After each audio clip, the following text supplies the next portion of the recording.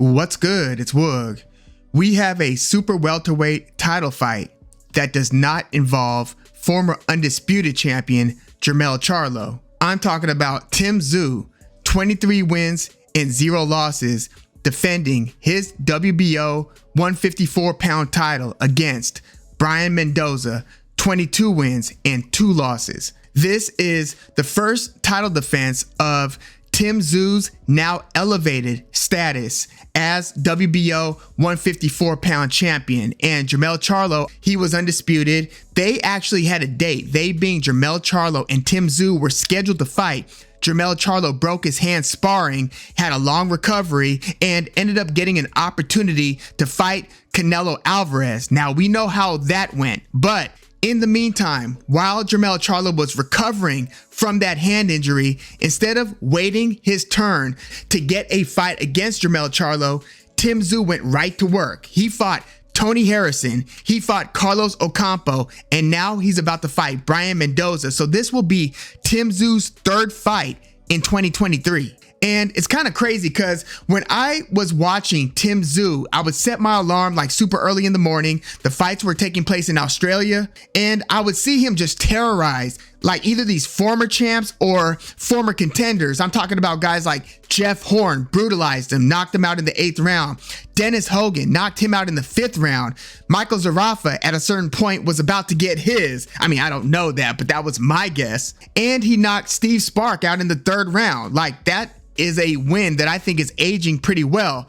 But Tszyu, although he was looking great against these formerly good fighters, I was really skeptical in terms of how his performances were going to translate once he hit the big stage, the international stage, the world stage against currently top tier opponents. And so he finally got a deal with PBC, and his first fight on Showtime was against Terrell Gausha, who's a pretty good fighter. We've seen him lose a decision to Erickson Lubin. His only other loss at the time that he fought Tszyu was against Erislandy Lara. So think about that. Terrell Gausha's only 2 losses were to Lara and Lubin at the time that he fought Tszyu. And he dropped Tszyu early in the fight.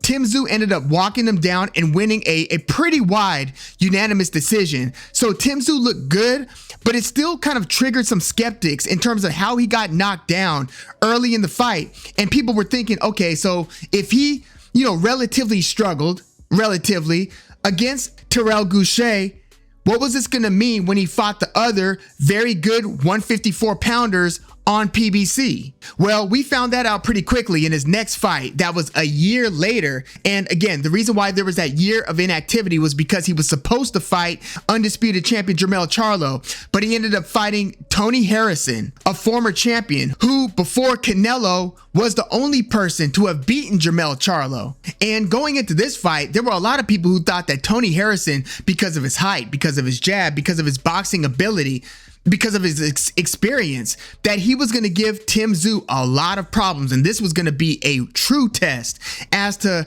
how ready Tszyu was to fight the elite. And, aside from maybe the opening round or two where Tony Harrison was doing pretty well behind the jab and moving fairly decently, it was all Tszyu all the way up to his 9th round TKO over Tony Harrison. Tony Harrison spent so much of this fight with his back against the ropes and was just pretty much getting moved around, was getting walked down by Tszyu. This was an extremely impressive performance. And then in his next fight, he fights Carlos Ocampo, who at the time, his only loss was to Errol Spence Jr. And Tszyu ended up knocking Carlos Ocampo out in the 1st round. So he's kind of fee, fi, fo, fum through the 154-pound division until he gets that fight against Jermell Charlo. And if that fight doesn't come, he's just going to try to go out and find the biggest names, the toughest guys that he could get in there with and prove his point more and more, fight over fight. So I've been very impressed with the last few fights and the career trajectory of Tszyu. And you know what? When I was watching him fight Tony Harrison, it dawned on me. I'm like, man, this guy's style is not too dissimilar from Canelo Alvarez. No, he doesn't have the head movement of Canelo, but his patient hunting style of walking opponents down and his economy of movement where he's not wasting too much energy. You don't see him moving unnecessarily. You don't see him wasting a bunch of punches. No, he just has this very calculated, patient looking approach, but he's also cutting the ring off pretty well. So he's not following you around the ring and just getting outboxed by movers who know how to pivot, counter, and then get out of the way. No, he's effectively cutting the ring off and waiting for his opportunities to absolutely splash you with devastating power punches down low and up top. And yes, he is a patient hunter, but again, look at his fight against Carlos Ocampo. That was a first round knockout. So again, if you were skeptical after seeing him go the distance against Takeshi Inoue or against Terrell Goucher, well, all of that should be corrected now that we've seen what he did against Tony Harrison and then against Carlos Ocampo. So now he's going to be fighting Brian Mendoza, who, after losing an 8-round decision against Larry Gomez, that was a split decision, and then 2 fights later, losing a unanimous decision against Jesus Ramos. We just saw him arguably get robbed. Many thought that he got robbed against Erickson Lubin, but that Jesus Ramos defeated Brian Mendoza via 10-round decision, unanimous decision. But after that, there was a win against Benjamin Whitaker, 5th round TKO. And then it was his next 2 fights against Jason Rosario and then against the towering Inferno, Sebastian Fundora.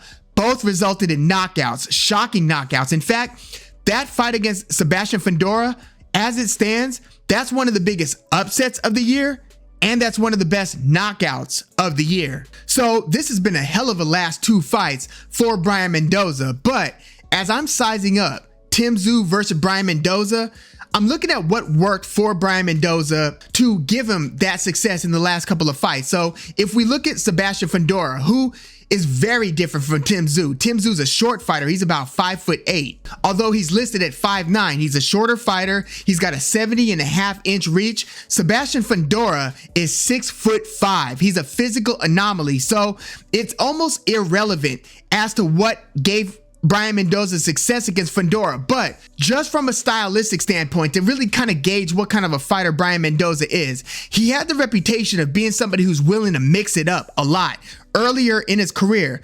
But then when you saw him fight Jesus Ramos and then against Sebastian Fundora down the line, you see that he likes to actually move laterally. He'll move back. I mean, when you fight Sebastian Fundora, you don't want to be in the pocket. Although, you know, it's almost against conventional wisdom. With Fundora being 6'5", you would think that he wants to use his reach and use his length to keep you out there. No, he wants to get you into the phone booth so he could rip you with uppercuts from both hands and shorter shots. Well, Brian Mendoza wasn't having it. He was way out of range against Sebastian Fundora. So he was moving, and Sebastian Fundora, you know, was kind of having a little difficulty finding him with the jab and finding him with the longer shots. Brian Mendoza was moving his head pretty well and moving his feet very well. So Sebastian Fundora is trying to walk him down, trying to get closer and trying to basically hunt Brian Mendoza. But Mendoza, again, is moving around and he's looking for his opportunities to jump in and throw a big right hand or catch you coming in with his left hook. So Fundora, I would say, was winning the fight against Mendoza until he got caught with Brian Mendoza kind of threw the left out there, and then instead of alternating hands and then coming with the right, he threw the left and then he turned the left around, caught Fundora with a beautiful left hook right to the chin, jaw area, dazed Fundora, where Fundora was just kind of standing there, not too dissimilar from Josh Warrington, where it would have probably been in his best interest to just fall down immediately. Don't stand there dazed and catch another 3 to 4 unguarded shots. Well, that's what Sebastian Fundora's 6'5" self did when he got caught by that Brian Mendoza hook. He just stood there dazed, almost like a Mortal Kombat finish him kind of scenario. And then Brian Mendoza just splashed with one more hard right hand this time, and that finished the fight. Sebastian Fundora was flat on his back at that point, and that, again, major upset, major knockout. But then if you look at Brian Mendoza versus Jesus Ramos, he was doing the same movement strategy. So Ishmael Salas is his trainer, very good trainer. So he's been strategizing with Mendoza, getting him to move and then to find his opportunities. So I suspect this is going to be Tszyu trying to cut the ring off and trying to over over time, like, I don't expect a super quick knockout. I think Tim Tszyu's gonna be taking a few rounds here. So I think he's gonna be trying to cut the ring off. Brian Mendoza, I could see him having some early round success. But then if you look at Brian Mendoza against Jesus Ramos, it worked for the first couple of rounds. The movement was working through maybe 3 to 4 rounds. And again, Jesus Ramos versus Mendoza, that was a 10-rounder. Tszyu versus Mendoza is gonna be a 12-rounder. Well, once Jesus Ramos kind of adjusted to the movement, because Brian Mendoza was moving towards the lefty Jesus Ramos's left hand. Usually you want to circle the other way, but he was actually moving this way. And then Jesus Ramos finally started changing the trajectory of his left hand. Instead of headhunting, he started throwing the left hand to the body, and that kind of slowed Brian Mendoza's movement, and it got him to move the other way a lot more, to where then Jesus Ramos could cut the ring off more effectively and let his punches go. So as the fight went on, you started to see Brian Mendoza's movement not working as much, and him starting to fade and tire and start to get beaten up a lot more, to where by the 7th, 8th, and 9th round, Brian Mendoza was holding a lot. He just looked like he was trying to survive at that point, like, get me out of here. And Jesus Ramos started just pulling away on the scorecards. So Mendoza, pretty good boxer. Like, he's not just a guy who wants to just jump in there and brawl. He's far from it. He's a sophisticated mover. He's very coordinated when he's throwing his long range right hand. He's got a pretty good jab, but sometimes his jab starts getting nullified when you really start putting the pressure on him. So with Tim Tszyu coming in with kind of a high guard, again, he doesn't have the Canelo-like head movement, but he's got this high guard style to where it's a very intimidating approach, because again, he's not moving a ton, but he's moving well, and he's moving into the positions that he needs to be to let his power punches go. So I think that as we get into the 4th, 5th, 6th round, Brian Mendoza is going to start having some issues where if he doesn't hurt Tim Tszyu with one of his, we'll call it long range missiles, I see this just getting worse and worse for Brian Mendoza, because as Brian Mendoza's opponents, like Jesus Ramos, I'm going to keep on pointing to that one, even though Ramos is a southpaw and not orthodox like Tim Tszyu, as he started going to the body, the starch of Brian Mendoza's power punches started to dwindle a bit. So he wasn't as effective nor as dangerous. So Jesus Ramos was able to start coming forward, kind of like how Canelo started coming forward on Jermell Charlo, and stop respecting his power. If we get to that point where Tim Tszyu has flooded the basement, as Teddy Atlas likes to say, by going to the body and slowing Brian Mendoza down, to where Tim Tszyu isn't worried about the counter punches, about that hard right hand or left hook, and he's able to start stalking more aggressively, that's bad news for Brian Mendoza. This is a 12-rounder, so he's not going to be saved with the shorter duration of a 10-round fight. I was on the fence on whether I think Tim Tszyu is going to win this via knockout or decision, and I would be inclined to go with Tim Tszyu via knockout or stoppage, but I just feel like Tim Tszyu has been so hot over the last 2 fights that he's almost due for the proverbial, step back. You know what I mean? Not that he's going to lose the fight. I just think that he's going to be a little less impressive in this fight. I just feel like fighters are due for that. When they're looking great, fight over fight, I think that they regress back to a mean. And although I think Tim Tszyu is going to win this fight, I think Brian Mendoza is going to have his moments. I think that he's going to hold when he needs to. He knows how to survive. He's never been stopped. But again, he has been beaten up pretty badly, not brutally, but pretty badly against Jesus Ramos. But he's showing me that he's durable. I think he's going to go the distance here against Tim Tszyu. And the fight is going to be in Australia. But I'm going to go Tim Tszyu via unanimous decision. I don't think it's going to be a split decision. I think he's going to win something like 9 rounds to 3, 8 rounds to 4.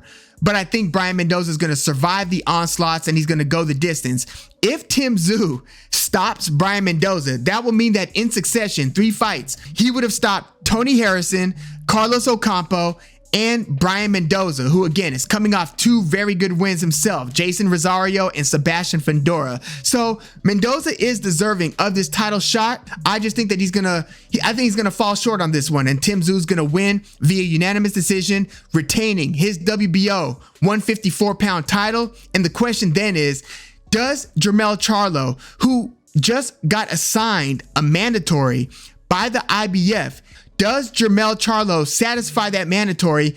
I'm inclined to think that he's going to just dump that belt. I think that he's going to be stripped eventually of the IBF title. So I think, I hope that we, after Tszyu versus Brian Mendoza, assuming Tszyu wins, I hope that we get Jermell Charlo defending the WBC and WBA belts in a unification fight against Tszyu, who would then be defending his WBO 154-pound title. But yeah, let me know what you think of Tszyu versus Brian Mendoza, and what do you think of the state of the 154-pound division? We just saw Erickson Lubin get a very questionable decision win over Jesus Ramos, who I thought was the only guy more deserving than Brian Mendoza at a shot at either Tszyu or Jermell Charlo. I thought Jesus Ramos was that guy because, I mean, he did stop Joey Spencer, which I think time will tell, but I don't think that win is going to mean a ton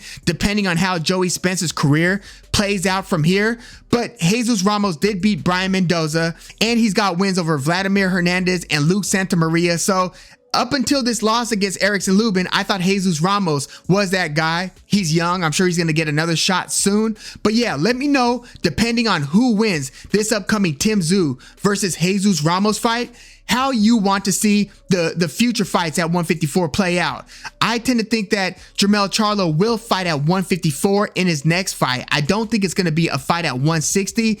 Damn sure don't think it's going to be a fight at 168. I would really like to see, assuming that Jermell Charlo could still effectively and healthily make 154 and perform well, I would still love to see Charlo versus Tszyu. But yeah, let me know your thoughts in the comments. Please like the video, subscribe to the channel if you are into the fight talk. I'm Woog. Thanks for tuning in.